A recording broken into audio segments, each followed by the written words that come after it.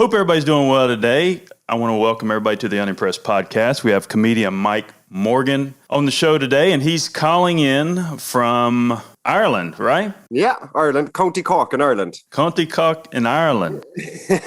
Yeah. So I'm unimpressed that I haven't been to Ireland yet. So what's going on over there in this part of the world? You're probably better off where you are at the moment because we're actually under the longest lockdown in the world. People laugh at Ireland, like our comedy clubs aren't open yet. Our bars are barely open. We're still practically in lockdown over here. And I have a few friends in America who are comedians, and it's like nothing happened in the last year. Like they're just doing gigs every night and all that kind of stuff. So yeah, it's not great. It's not great right now in Ireland. A lot of course, with COVID, but just for the entertainment industry, it's taken a huge knocking this year and last year. So much like yourselves, you know. But yeah, all good. Other than that, all good. The people are all good here, nice people, all that. We're just trying to see what happens, you know. Next few months, hopefully things will open up again. Nice. So you've been locked down since last year? Since March 2020. So yeah, nearly over a year now, a year and a half. It's been absolutely crazy here. We just seem to be playing catch up with everybody, you know. So we just copy what everybody else does. And like much Irish people, we're all up for the crack. We're all good for laughing and stuff. But as it goes for political leaders, they're a bunch of clowns and we don't really know what we're doing, you know, that kind of way. So, really? So yeah. Really? Yeah. So nobody's in the bars, nobody's doing nothing. And as you can imagine, Irish people, not in the pubs and not in the bars, that's a huge thing, man. That's it. That's like 90% of what we do, you know what I mean? And that's taken away from us, like, you know, so struggling at the moment in Ireland, but yeah, keeping optimistic, you know. And that is Ireland's identity. I mean, you know, I know. You talk about Ireland, you talk about the bars. It's like the first thing you think of, and I know there's people coming over and they can't even go to the bars. So what's the point? So did they give you any idea of when there's going to be some changes, or it's just still? No. They keep laying out like road to recovery, kind of road back to normality, and it changes every month. Every month they change it, you know. It's crazy. It's when you leave, like, because the government are deciding what's essential, what's non-essential, you know, and they feel like the entertainment industry is non-essential.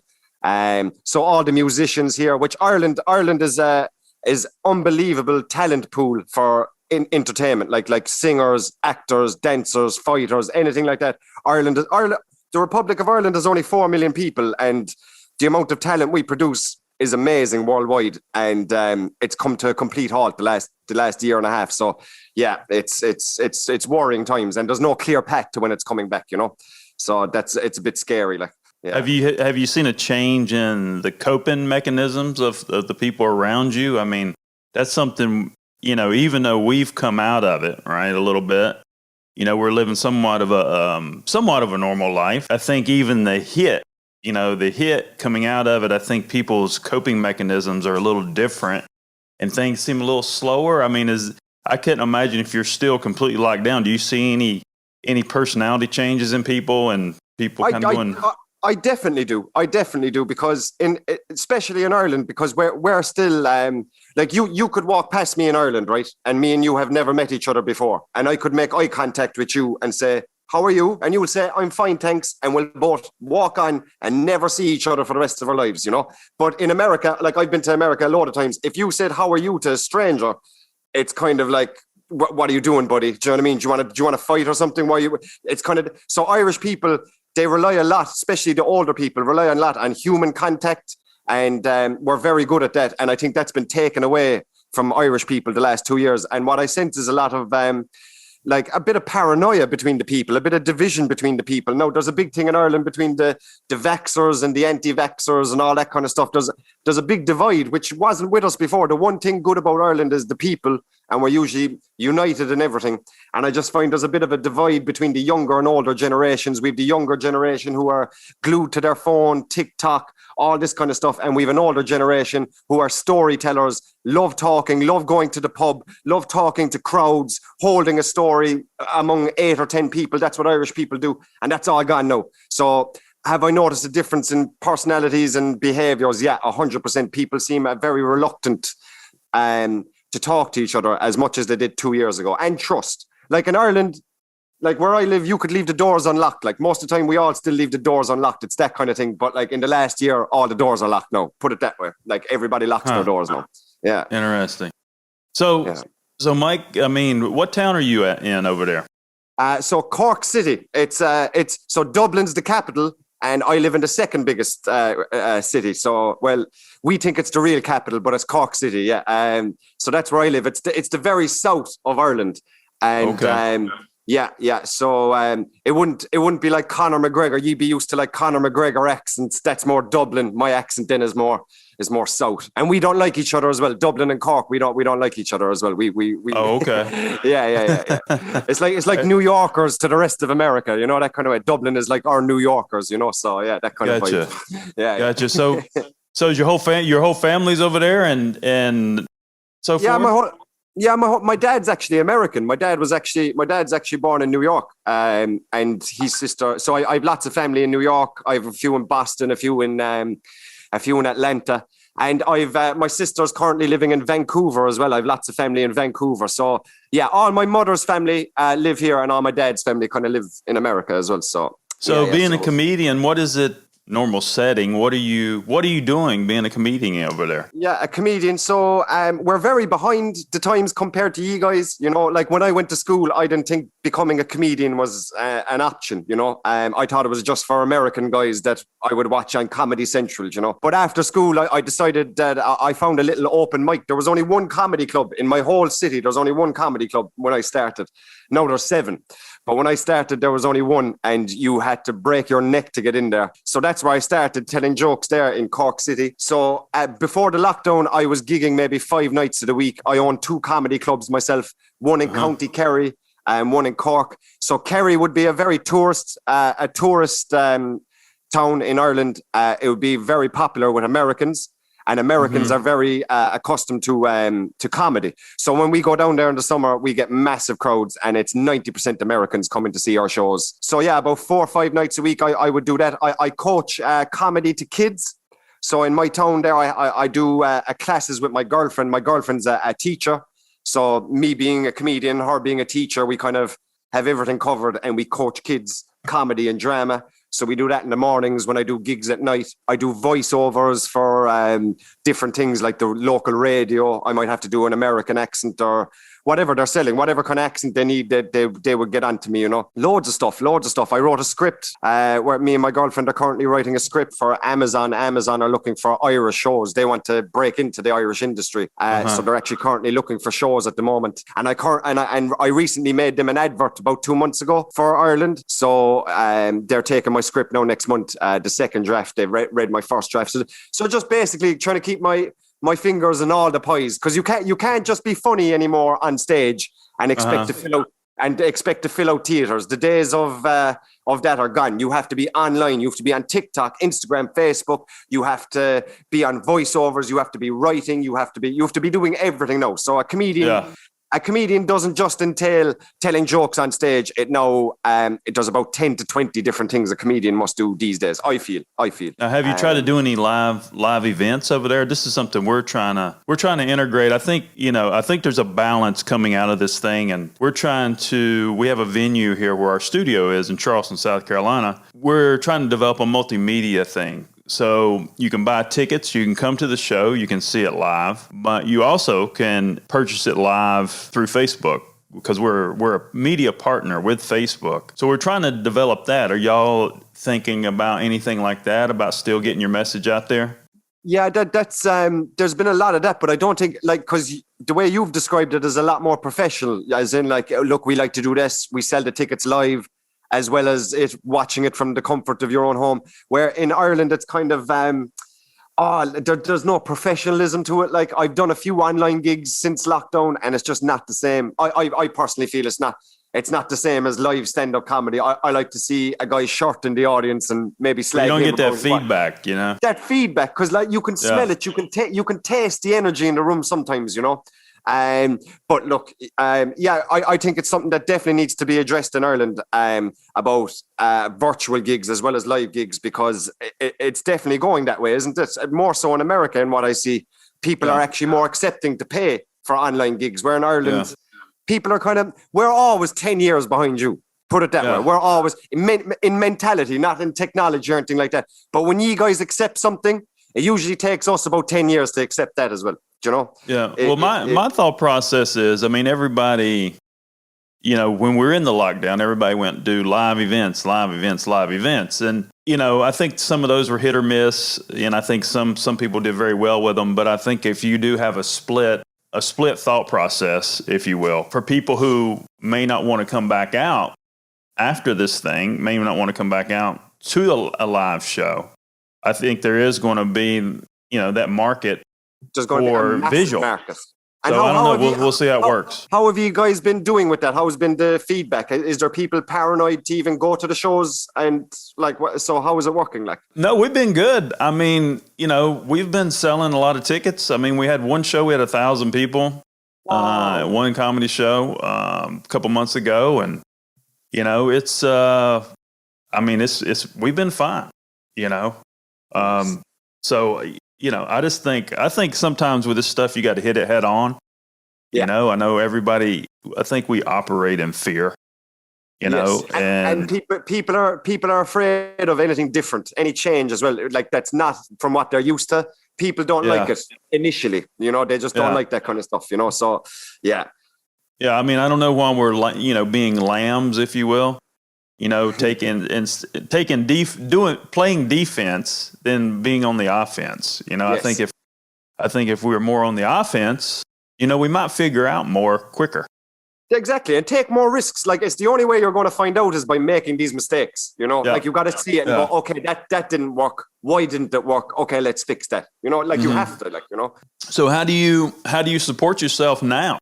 So at the moment, my dad has a truck, a delivery company. So I work there 2 days a week, and I still have the kids' classes. So I'm still allowed to coach kids comedy. And now I've gone back to working. So 5 years ago, before I became a professional comedian, I used to work for my father. So I was very lucky that I could just take that job back when comedy stopped. But it also gives me the motivation to get back into comedy, you know, because I worked so hard to get out of working in trucks to become a full-time comedian. And now through no fault of my own, I'm back in a truck, you know, that kind of way. So it motivates me.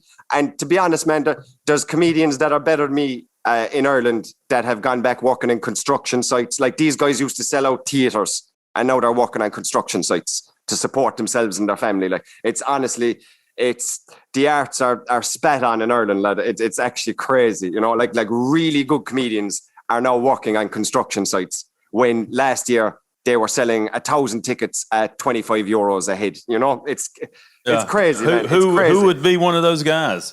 Would I know any of them?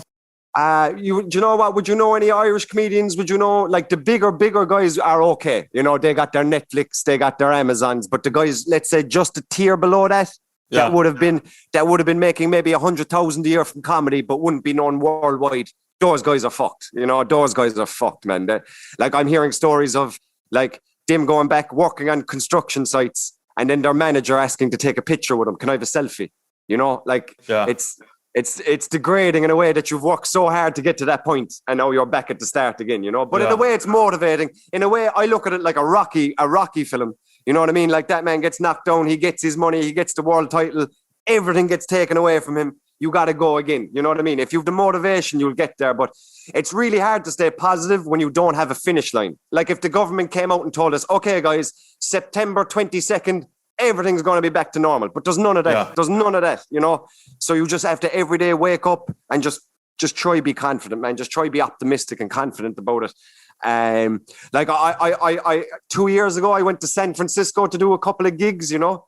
And I'm still friends with a couple of guys. I did a couple of comedy gigs, and like, I'm actually jealous looking at their Facebook, man. I'm actually jealous. Like, I'm just like, oh, like I seen one post and they're complaining that audience members have to wear masks, you know?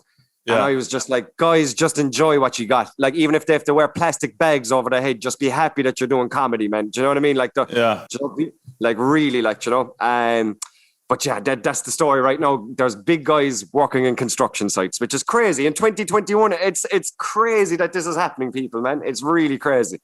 Well, how has the pandemic, you know, from a health perspective, affected the Irish people? I mean, has the numbers been bad or? No, they actually haven't. No, they actually haven't. You see, what happened was we're very close to Great Britain, and they went for like the herd immunity. You know, so that kind of whatever happens there kind of affects us because we're so close. Our borders don't really have any meaning, so anybody there can just come into our country. Like it's not really a strict lockdown, you know, with people coming in. So basically, England having high numbers kind of affected us. But really, to be honest, man, like no one that my age died. Like, but yet they're making us get vaccines and stuff. So like no, like I play football. I like soccer, as you guys call it. I play soccer 4 times a week. I eat healthy, but like the young people of Ireland are very hesitant to take the vaccine today because they feel like, look, it's not affecting us, man. We'll take it when we're older, but you know, they're saying that to a lot of comedians now. You can't go back unless you get the vaccine, all this kind of stuff. And then there's a lot of people hesitant because there's a lot of mistrust with our government. Like there's a lot of, you know, we don't really know who to believe right now, you know. Sorry, man. What was your question? I'm after phasing off there. No, you're on it. I was just talking about the actual effect. I think we need to dive deeper. I think, you know, I think I don't know why as a human race, we kind of generalize. I think we generalize everything a lot. You know, from a perspective of like, hey, here's a vaccine and it's supposed to be good for everybody. Instead of looking at, you know, digging a little deeper and maybe looking at maybe an age group, maybe a group that has a certain ailments, you know what I'm saying? And kind of breaking down the groups of people that may or may not need this thing and you know. Exactly. Maybe make a rule once you're 50 or 60 years old when you become like, I don't know, susceptible to it, like, maybe then get it. But like right now they're vaccinating 12-year-olds in Ireland and there's not one 12-year-old that died from COVID. In the 4 million people we have, not one person under 30 that was healthy died from this. But now we're giving vaccines. Like I've the same percentages of getting attacked by a shark. Do you know what I mean? Like as in, will I get a vaccine for that as well? Like it's crazy, man. It's absolutely crazy. Yeah.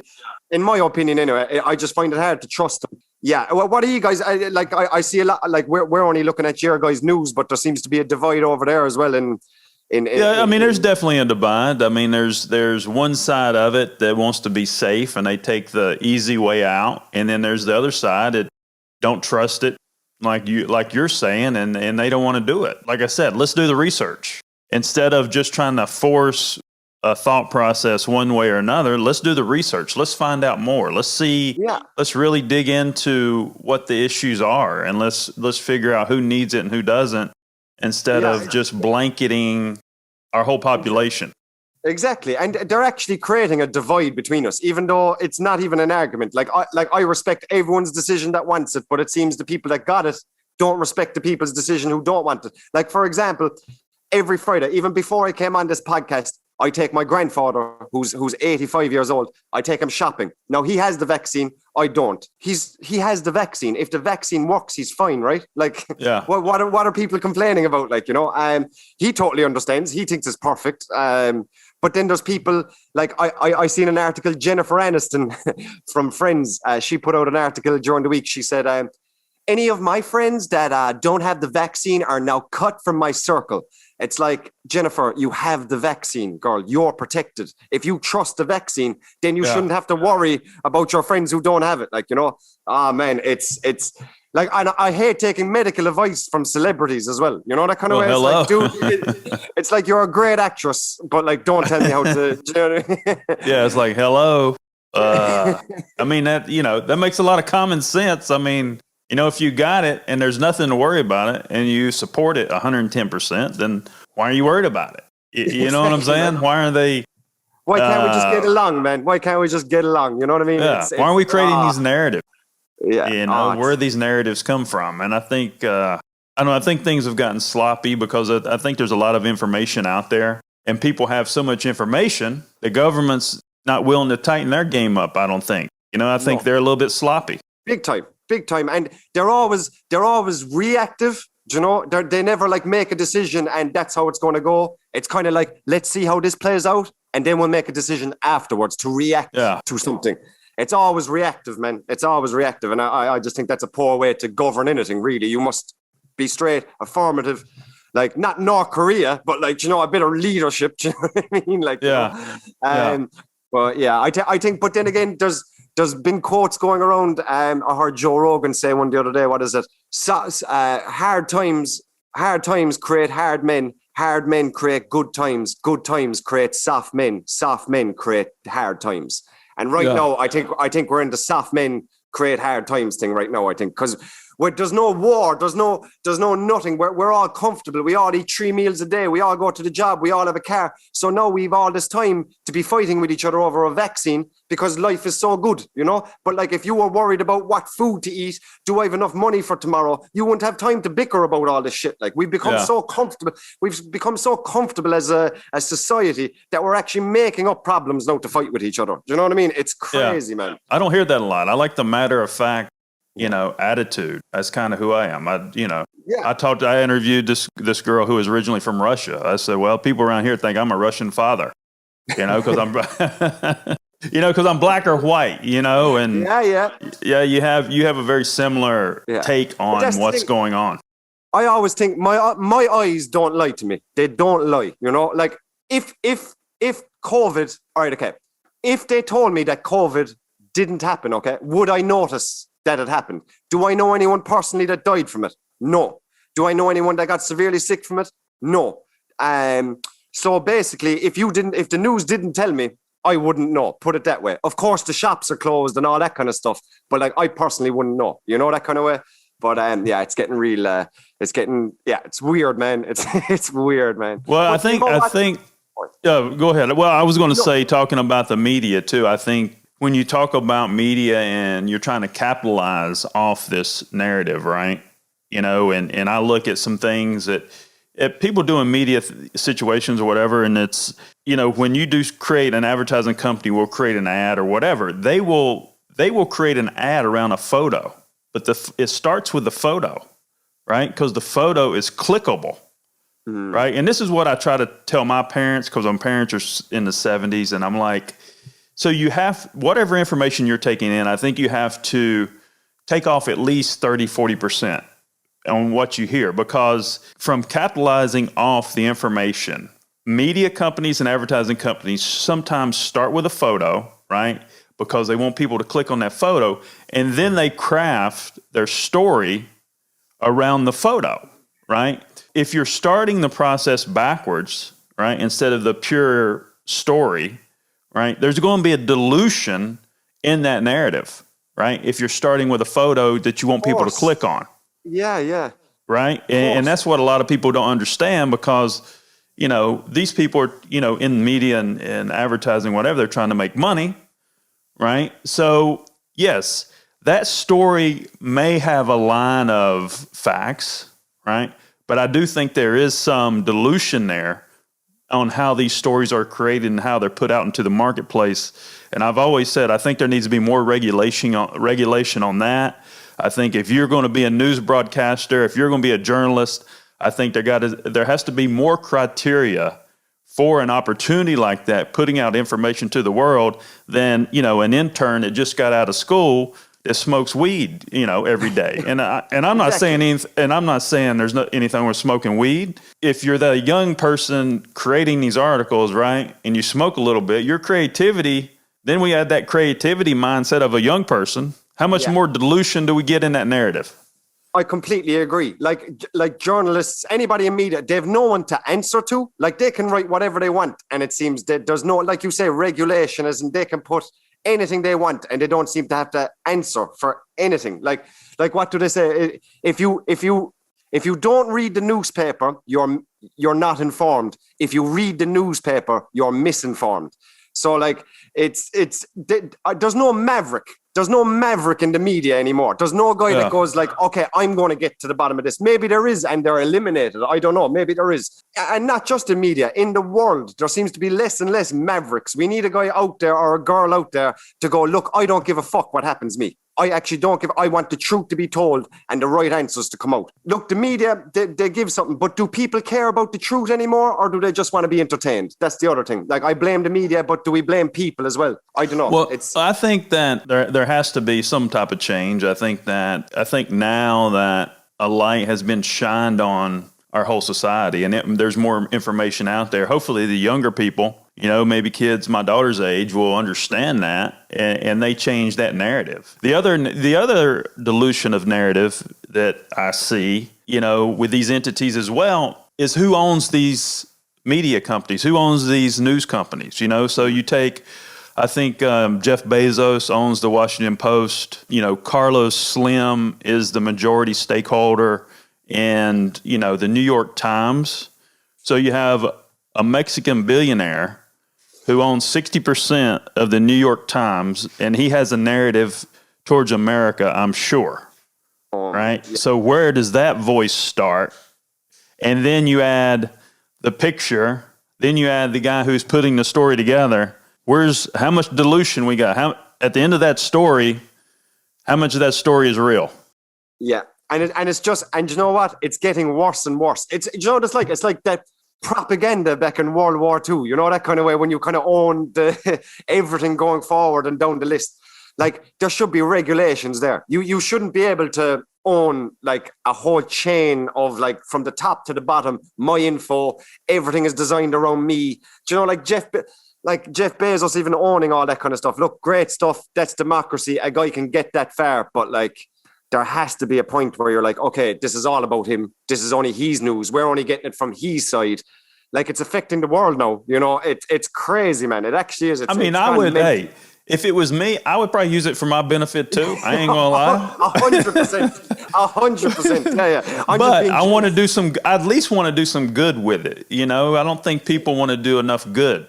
That's why we need Mavericks, man. We need a guy to come out and go, yeah, exactly like that. I don't give a fuck. Oh, sorry, are we low curse? Sorry, I don't care about this. I'm just going to just do this. It's my money. I'm going to tell the truth. But there's no guy out there. My theory is anybody to get to a billionaire or to become a billionaire, you got to look at how he got that billion. It's not from being nice and giving it away and doing charitable things. Like a lot of things like Bill Gates now, he's donated $1 billion for this cancer research. There's no donation anymore. There's no donation. He's giving you $1 billion for his own interest. In the future, he'll want something back, or the narrative to turn in his way. There's no donations anymore. Forget about that. Yeah. Well, Mike, I love your energy, man. It's hell. You need to get over here and do some stuff, man. Do you do any improv or anything like that? I mean, the video stuff? I do, yeah. On TikTok, you'll find me Mike Morgan Comedy. I do a lot of my funny sketches there, and then my stand-up will be on my YouTube and my Patreon. It's Mike Morgan Comedy if you want to find any of that. So I'll put up all that kind of stuff there. Yeah. Yeah. What is the go-to type of scenario, relatability for your videos? I do a lot of American versus Irish. I do a lot of things you see, you guys have a lot of murder documentaries, right? And we got our first one this year, okay? Ireland actually got a murder documentary, and we found out that it shows in that murder documentary basically that the police in the 90s in Ireland didn't have cameras, didn't have guns, basically were an absolute laughingstock. So I make a lot of comparisons between how cool your police are. You'd walk up to a crime scene, put on some sunglasses, I know the guy, all that. And then our police are kind of like with no camera, trying to draw the body dead on the floor, So there's a lot of comparisons. Like I can make a lot of American Irish jokes because half my family is American. So I get that a lot. Yeah, just basically storytelling, man. If anybody out there enjoys Irish storytelling, I'm your guy. Come onto my page, watch my comedy. It's a lot of that stuff, a lot of callbacks, all that kind of stuff, man. Yeah, big time. I like it. And do you, whatever plays out the next year, and hopefully y'all will have an end date with your lives. And do you see yourself staying in Ireland, working in Ireland? You see yourself coming to America for a while? Where do you see yourself? I'll 100%. I go over to the UK, and I've been over to America gigging a few, like once or twice. But once this is over, I'll be back over, because my biggest problem is people from where I'm from have this accent, and it's very hard to understand universally. Like this is me talking very slow now. Like as in, if I was talking to someone from here, like you wouldn't understand. So my biggest problem is in Ireland, everybody understands me. Outside Ireland, I really have to work on it. So that's why I go to America for 2 weeks. That's why I go to the UK for 2 weeks, so I can work on everybody understanding me, So 100%, man, once this lockdown is over here, I'll be over to America. I'll be over to Vancouver. I'll be over to San Fran. I like the scenes there. I like the comedy scenes there. I find I can get 4 gigs in one night there. You know, I could get 20 gigs in a week. So I find that I can really learn a lot. I can learn 6 months worth of stuff in 2 weeks, you know. Yeah, so I'll be doing all that when things open up again. Where do you get your inspiration from? I mean, they say, you know, we have comedians that we manage as well, and I mean, they say comedy comes from the darkest places, right? Where do you pull from? Like that, I would pull from something like that. I would find tough in my life, you know, and kind of make the funny out of it. I see a lot of comedians doing that, but a lot of it would be observational. A lot of things would be things I would see with my own eyes. And not only that, when I see something, does everybody see it? You know, like, for example, right. So in Ireland, all right. So, okay. Have you ever been out in public and someone has bumped into you, right? And they know who you are, but you don't know who they are. Does that ever happen to you? Like, as in when you're out in a shop. Ireland's very small, so that happens a lot. Yeah. So a lot of Irish people would agree with that topic. So that's a good starting point for a joke. You know, it's kind of not only taking from your own life, but make sure everybody gets it. So when you start the joke, they're like, "Oh yeah, that's happened to me. Oh, that's happened to me. I can't wait to see what he says about that because that happens to me." You know. That kind of stuff. I'm getting a lot of jokes about children these days, from coaching comedy to children, because I don't have any kids myself, but I find a lot of comedians, when they have kids, that's when their material begins. Like, it's all like, when they have a baby, when the toddler, like, a lot of their material comes from their child, you know? So I find I'm getting a lot of material now from those kids inside there, just how they behave. I feel now I can relate with parents, I can relate with old people my own age, teenagers. I can kind of relate to everything. So nothing specific as in, this is how I do comedy, but in a way that I wouldn't rule anything out. I could do anything, basically. Yeah, basically. Gotcha. Yeah. Now, you married? You got a girlfriend or? I got a girlfriend, yeah. We've been going out like 4 years. We'll probably get married when the place opens up again. Maybe have one or 2 kids or something like that. Yeah, at least you have an excuse not to get married right now. You know what I'm saying? Long live the lockdown. No. Oh, Lord. Yeah. That's funny. Well, I mean, what? I guess one question is there something you can do for fun outside of work, outside of every day? Is there a little bit of an escape that you can do outside of your normal day to day? Yeah, I play soccer. I play like that's it. Yeah, I played soccer since before I wanted to become a comedian. I wanted to be a professional soccer player, and then at about 16, 17, you find out, are they going to give you a contract or not give you a contract? And they didn't give me one. So then I was like, and then I kind of thought about becoming a comedian. But like, I've always loved soccer. I've coached soccer before, and I'm nearly 30 now. So I'm trying to get the last few years in before retirement, you know. So yeah, just really going.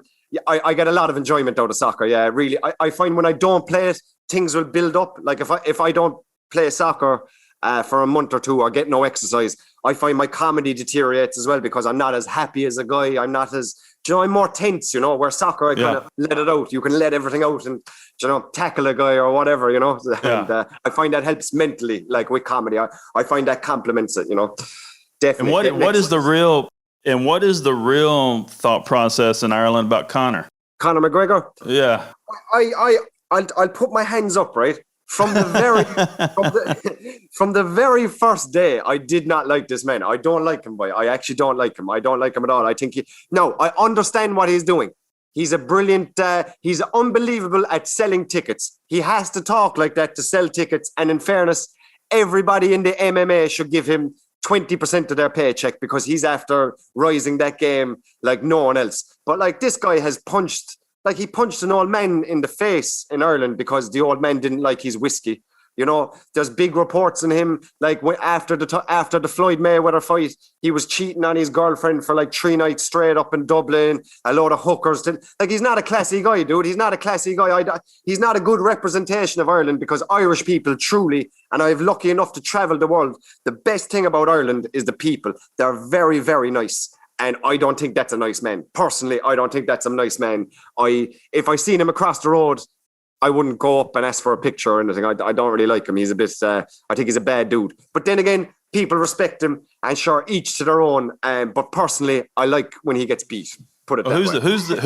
who's the icon? Who from Ireland? Who would everybody in the country be like? Okay, there's no bad blood. Yeah. People think Bono out of U2, U2 the band. Yeah. But we actually all hate him because he doesn't pay tax. He hasn't paid tax in Ireland in like 30 years, so we all hate him. Hey, good for him. Hey, good job, good for him. Oh man, I totally would do the same, man. I would totally do the same. We've a lot of like local heroes, but I suppose like we like Pierce Brosnan. Pierce Brosnan is kind of like, because he was James Bond, right? Yeah. So like, and he's Irish, so he's like untouchable. Like you cannot say a bad word about Pierce Brosnan in Ireland. Lots of local heroes. Lots of. Have you heard of our sports? It's like hurling and Gaelic football. Have you ever heard of these sports? Yeah, I've heard of it. They're like really barbaric sports that are unique to Ireland, and the best at that game are kind of the heroes of Ireland, basically. Basically the people that you think are huge, we hate. We're very like jealous people as well. If you make it to a certain point, we don't like you anymore. You have to stay humble. You know what I mean? It's like, don't get the nice car. Don't get the nice car. Get the car we all have, and then we'll love you. You know that kind of thing? Yeah. So yeah, Bono's not liked. Conor McGregor's not really liked. Let me think. A couple more of the famous. Robbie Keane. We love Robbie Keane. He played for LA Galaxy there a couple of years ago. Went over and played some soccer with David Beckham. He'd be a big name. That's it, man. That's it. Nice. Yeah, we're a very small country. Very small. Like a lot of people, like when I went to America, everybody's, oh my God, I'm Irish. My great grandfather's Irish. My dad's Irish. Well, it's crazy because there's only 4 million people in Ireland, and we've touched every corner of the world, actually. So it's pretty. Yeah, unique. I mean, there's a big. I just moved to Charleston from New York area. I was 20 miles from Midtown. Oh. And I'd been there 12 years, and I mean, there's a huge Irish population. Yeah, I mean, it's Jewish, Italian, Irish are the three big populations in that area. It's amazing. It makes me proud, man. It makes me proud. It's actually so cool. And I love working with Irish. I mean, all my lawyers were Irish. My builder was Irish. No way. So it's either I had, being in entertainment is either from a daily life aspect, it was mostly Irish, right? But entertainment aspect, mostly Jewish. Oh. That that is actually a lot in America, isn't it? It's like the Jewish people are very in the entertainment industry, even with all the names and comedy and in movies. It's like that's like their thing, isn't it? It's unbelievable. Yeah. It's their bag, and then you have the Velvet Rope Mafia, which is another part of the entertainment world. But yeah, I mean, it's I've always had a good time. I can't drink with Irish guys. I feel like I can't function the next day. Every time I hang out with an Irish guy, I can't function the next day. I'm like, no, I can't do that. I gave up on that a long time ago as well, man. It's really hard. Yeah. Like you got to stay drinking. Like if they buy 1 pint of beer, you have to stay with them. So if they're drinking, you got to drink as much as they drink. Because when they order the next one, you got to pay for the next one. And they pay for the third one. And you pay for the fourth one. So if you're not in line with their drinking, exactly. Like, man, the next 2 days is like hangover central, man. It's crazy. Yeah, exactly. Well, we should before we get off here, we should do a follow-up. I don't know, maybe in a month or two, do a follow-up, check back in with you, see how you're doing. Give us some eyes over there in Ireland. I think 100%. That's pretty cool to understand what's going on in other countries. 100%, man. 100%. I would be delighted to do that. And thanks very much for having me on, man. Thanks very much for having me on. It was cool. I love your energy. I think you got to, I always say a good comedian has a very fast thought process and be able to turn a thought process very quick. So I think you may have more than a turning quick thought process. Nice one. I wish you could say that to my old teachers. They would have been like, oh, what? But very you know good, what I mean? And how are you guys getting on with this podcast? Are you guys doing a lot of interviews and a lot of stuff from all over the world? This is I think this is episode 45. I mean, we're trying to do. We have a massive network on social media, so what we do with the podcast, we'll take this podcast, put it up through the normal distribution, right? And then we'll take pieces and put it on TikTok. And, I think we have 300,000 people there. Whoa. And on Facebook, we have about 150 million people. So, yeah, I mean, it's getting out there. I don't like to be political. I know we talked about some matter of fact stuff. I mean, I don't think that's too political. I think that's just no. It is what is talking, it is what it is, And I try to unveil the guest. I try to do something different because every news entity or every show is a political conversation. Yeah, I think it's played out. 100%, man. 100%. And can I ask you where are you from in America? Where I'm originally from North Carolina. North Carolina. Is that where Michael Jordan's from? Or is he South Carolina? Michael Jordan. Oh, North Carolina. Yeah. Man, I love your accent, man. It's so, like, when I talk about people not understanding me when I go outside, your accent is probably that Carolina accent is actually the easiest to understand in the world. I honestly think it's actually everything is so clear. Everything. Oh man, it's a beautiful accent, man. It's a beautiful accent. Very musical, boy. Very musical, Nice. Yeah, I like it. It, boy. Yeah. Very nice. Yeah. Well, everybody check out comedian Mike Morgan. Check him out on TikTok. Check him out on Facebook. Great guy, great energy. We're going to do a follow-up with him in a couple months. So let's write that down, Matt. Definitely. And appreciate everybody watching the show today. I'm John Edmonds Kozma. This is comedian Mike Morgan. This has been your Unimpressed Podcast. Have a good day, man. Thanks very much, man. Thank you. All right, thank you.